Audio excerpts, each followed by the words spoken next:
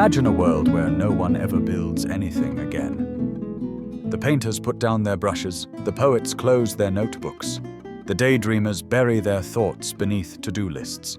Even the children, once architects of castles made from mud and imagination, grow quiet. There's no decree, no catastrophe, just a slow forgetting. Days filled only with tasks, not textures. Nights heavy with sleep, not stories. At first, life continues. Bills get paid. Schedules are followed. But something begins to rot beneath the surface. A kind of inner erosion, silent and invisible, like fruit left on the counter too long. And one morning you wake up and realize you don't recognize the voice in your own head. It's gone quiet. Or worse, it's speaking, but in a language you no longer understand. What happens to a soul that stops making things? This isn't a question about talent or ambition. It's not about becoming an artist in the eyes of others. It's about something much more intimate, your relationship with the unknown parts of yourself. This video is about what dies in us when we stop creating. Not just on canvas or in journals, but in solitude, in stillness, in those small acts of shaping the chaos into form. We'll explore what happens when that shaping stops, and how, as Jung believed, the unconscious begins to protest. Because creation isn't a luxury, it's survival. Carl Jung called it individuation, the lifelong journey of becoming fully oneself. Not the self we present to the world, not the self trained by culture or approval, but the vast, unseen self buried beneath it all. And to uncover that self, we must engage in dialogue with the unconscious, its symbols, its shadows, its strange dreams. Art, writing, silence. These are not hobbies. They're languages. Without them, the bridge between the inner and outer world begins to crumble. Jung didn't believe the soul was static. He saw it as a process, a becoming. And that becoming demands participation. Your vision will become clear only when you can look into your own heart. He wrote, "Who looks outside, dreams. Who looks inside, awakes." But awakening is not passive. It requires us to shape what we find inside, to wrestle with it, to give it a form. Otherwise, it festers. And what we refuse to create, we often end up destroying. So why do we abandon this inner work? Why do we treat creativity like a weekend indulgence rather than a spiritual necessity? And what happens, not just to our lives, but to our sense of meaning, when we no longer see ourselves as makers? And yet, this is the age where creation has never been easier, while also never feeling more irrelevant. We scroll through lives instead of shaping our own. We consume stories in 15-second bursts, but rarely write our own endings. There's a strange irony to it. Surrounded by tools for expression, we've grown quiet in the places that matter. Not silent in volume, but silent in depth. We post, we share, we react. But when was the last time we made something that no one else would ever see? We treat creativity as a performance, a currency in the marketplace of attention. If it won't get likes, why write it? If no one will listen, why speak? If the result isn't useful, profitable, or productive, what's the point? But that question, what's the point, is the very wound. Because the truth is, creation was never meant to impress. It was meant to integrate, to weave the fractured, forgotten parts of ourselves into something whole. But we've mistaken visibility for vitality. And in doing so, we've built a world that's addicted to performance and allergic to process. The cost of that addiction is subtle, but immense.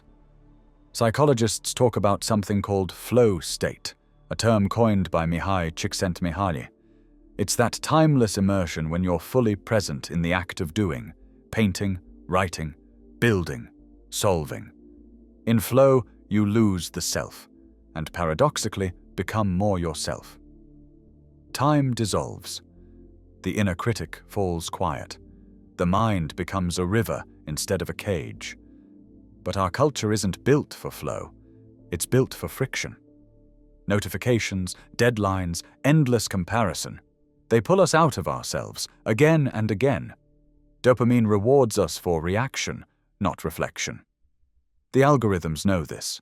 They are not designed to help you create, but to keep you consuming. They prey on the very part of the brain that once lit up when we told stories around a fire or shaped clay with our hands. Even our leisure has become optimized, branded, measured. So we sit with aching spirits and wonder why we feel restless, anxious, or numb. We think we're just tired, or lazy, or unmotivated. But maybe the soul is grieving something it can't name. When was the last time you made something with no plan to share it? Not to be good, not to be seen, just to feel real. Maybe it was a doodle in the corner of a page, a sentence that escaped your mouth before logic caught it, a walk where your thoughts took the shape of a poem you never wrote down. These moments are small, but they matter, because in them, something moves. And what moves, lives. So ask yourself gently, when did I stop creating? And why? Was it when life got too full? When failure became too loud? When someone told you that what you made didn't matter? Or was it quieter than that? A slow forgetting, disguised as growing up. But you are not alone in this forgetting. The philosopher Hannah Arendt once warned of what she called the banality of evil. Not monstrous acts, but quiet abandonments of thought and inner life. Not because people are inherently cruel, but because they become disconnected from reflection, from imagination, from the part of themselves that creates meaning rather than obeys it. Nietzsche, too, felt the rot beneath society's surface. He who has a why to live, he wrote, can bear almost any how. But what happens in a culture where the why is outsourced, commercialized, and streamed in high definition, where your inner compass is traded for an endless scroll? Even Simone Weil, a mystic in a world of machines, believed that attention itself was a form of prayer, that to create something with your whole being, even silently, was one of the last sacred acts left to modern life. This isn't romantic nostalgia. It's a reckoning. Because when we stop creating, not just art, but meaning, we don't become neutral. We become fractured. And the cracks spread. Rates of depression and anxiety continue to rise, especially in younger generations. Loneliness is now considered a public health epidemic. And yet we are more connected than ever. What if it's not connection we're missing, but communion? What if the ache we feel isn't for more stimulation, but for expression, for self-recognition? The data may point to mental health crises, but under the numbers is something far more ancient, a soul starving for participation in its own becoming. We numb ourselves with consumption, then punish ourselves for feeling numb. We chase productivity, but forget what it was ever meant to produce. We replace creation with commentary. Our thoughts outsourced, our instincts buried. And when enough people abandon the inner world, society follows. We lose the storytellers, the peacemakers, the quiet integrators who remind us who we are beneath the noise. In their place, we get algorithms, ideologies, and distraction dressed as purpose. But what if you noticed the moment it starts? What if you began to observe, not judge, but observe, the small betrayals of your creative impulse? The times you reached for your phone instead of your notebook. The idea you dismissed before it could take shape. The longing you silenced because it didn't seem useful. What if your life was trying to speak to you, through every quiet urge you've ignored? Noticing is the first act of rebellion. The first brush stroke on a canvas you forgot was yours. The first thread in the stitching back together of a self you never truly lost. just stopped listening to. So what does it look like to live differently? It's quieter than you think. Not a radical reinvention, not a loud declaration, but a return, a remembering. A morning where you sit for 10 minutes with your own thoughts, without judging them. A walk without earbuds, letting your mind speak instead of stuffing it silent. A page in a notebook that no one will ever read, but that you write anyway. It's making something small, something imperfect. A sentence, a sketch, a gesture. Not to show the world who you are, but to remind yourself that you're still in there. That the thread of becoming hasn't snapped, just loosened. Over time it becomes a kind of still power. A clarity that isn't loud but undeniable. You begin to live in rhythm with your own soul. Not perfectly, but honestly. And from that place, choices feel different. Relationships soften.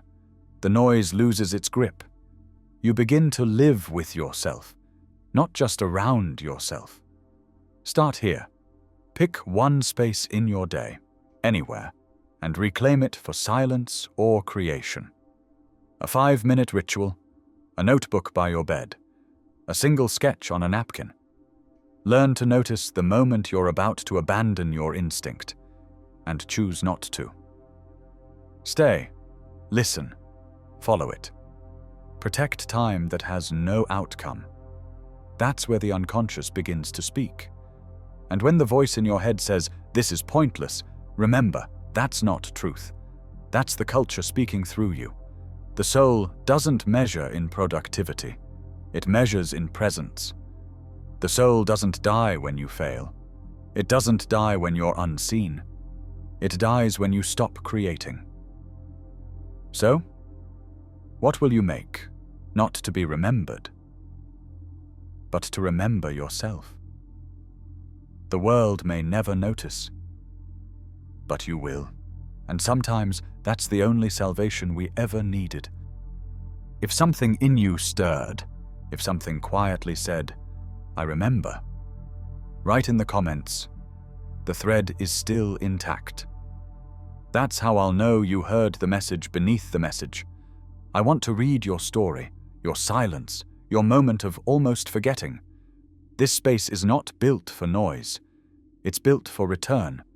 If you've felt the ache of a soul gone quiet, then you already know why this matters. Don't let the thread slip again. The next video is waiting.